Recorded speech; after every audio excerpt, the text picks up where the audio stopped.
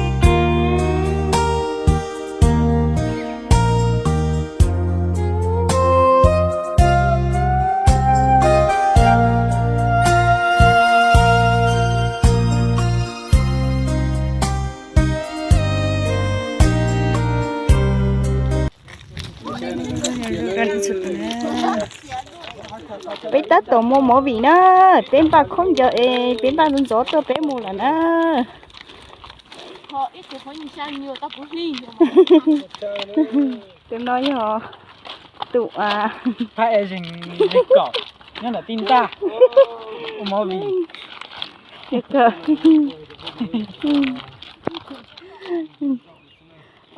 chúng ta cứ bây giờ trâu tụ điện nữa cũng hết chỉ trâu tụ nữa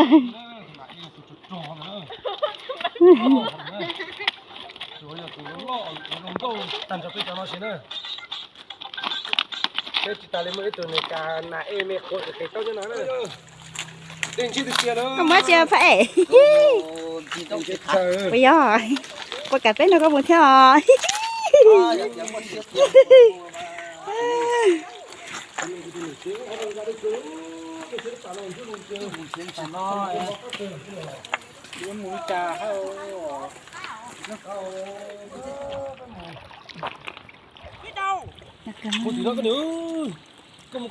cái đó từ nào này trâu chỗ khâu dây chè nên thiếu chỉ tao kết tôi chè nếu mà bản thía cho bố trái chung tôi xem nó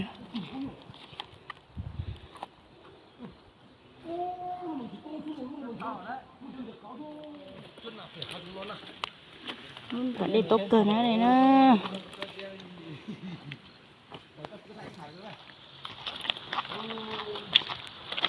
ít chống cờ này nó chỉ ta chống cho ta xì mà đừng không bé ơi chỉ ra một vị cái hay ở chống cha còn nó nữa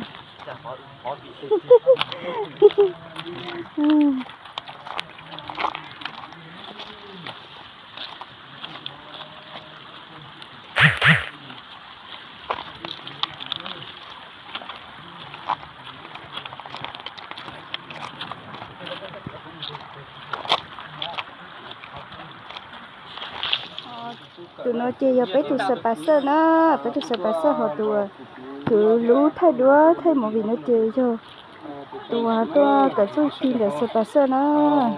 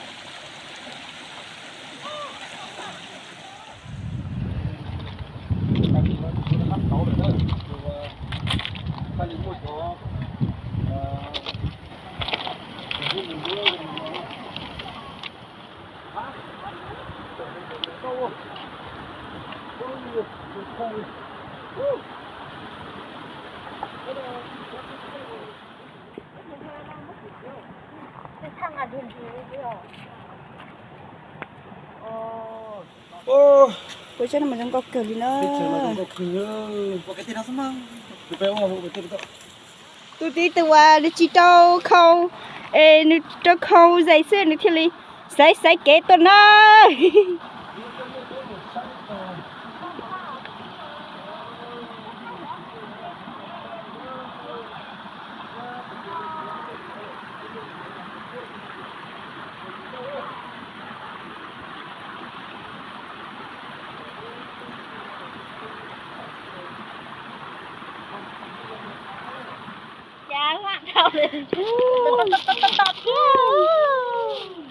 Để cho mỏ vị nữa.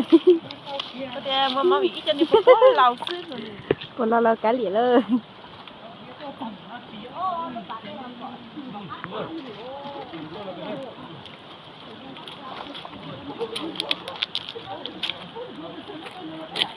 Nhớ cho cha có sai kế tôi nè. Trò hao nó trò. Tôi có chỉ cả một đêm là có trâu cho con đâu bây giờ. Nhỏ, tôi chỉ xả bố của sát thằng đứa đẻ thì nhua nè. Lò. Cho lý do cho mua chỗ mua đây chỉ chủ trâu chỗ à. Cho nên biết chỗ nó thế đi nữa. Có lý mà. Ở đây trong câu cờ đi nữa. Chia lên chia sẻ là. Chịu luôn, chịu.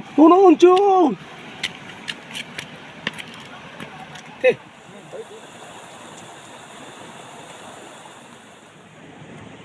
Ở đây trong câu cờ nữa.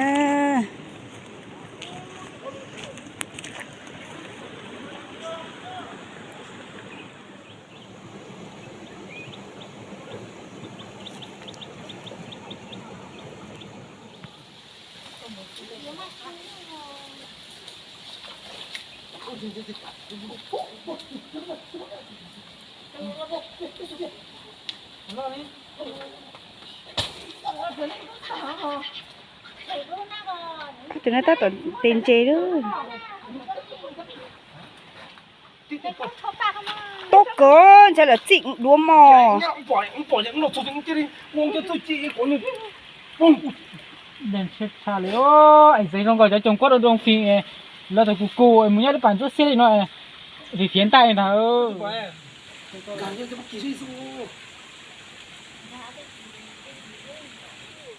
咱们这个操起来热了，半个又酸到见到多大嘛？啊，对，在那边弄那边压手，你看这个好棒呢。啊，在那边压的哈，好棒的。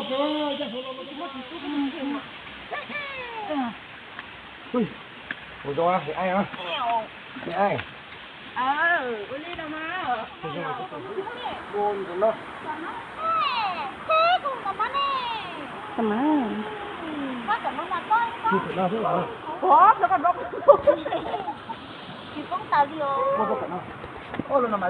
Đó chị nó. Nhớ thế nào?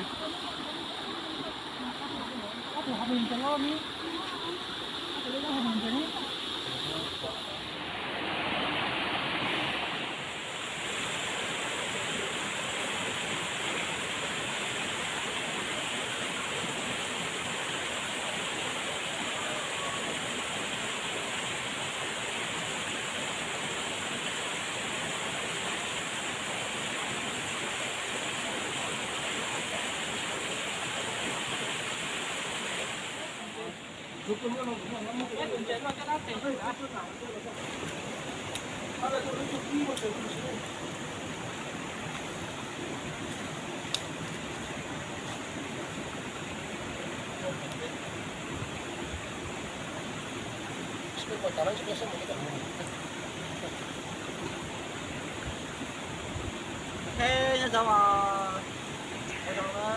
Má thằng nó.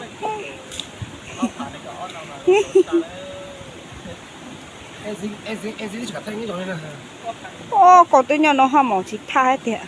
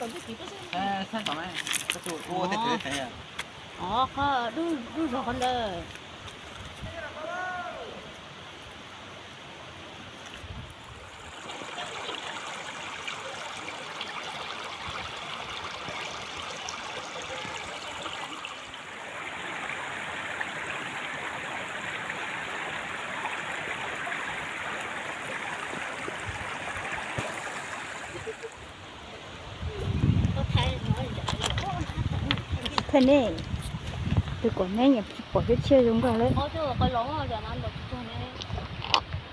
Tôi có chừng ăn mấy lỗ này. Không, con ăn mấy lỗ cái của lũ tông đá bẻo thế. Nó lo.呀，我给这边摆边。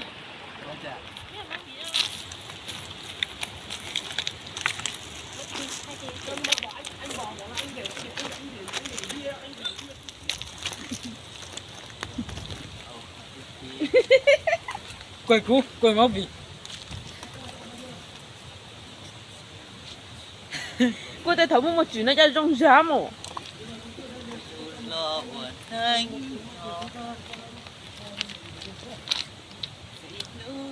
nó cái lò đó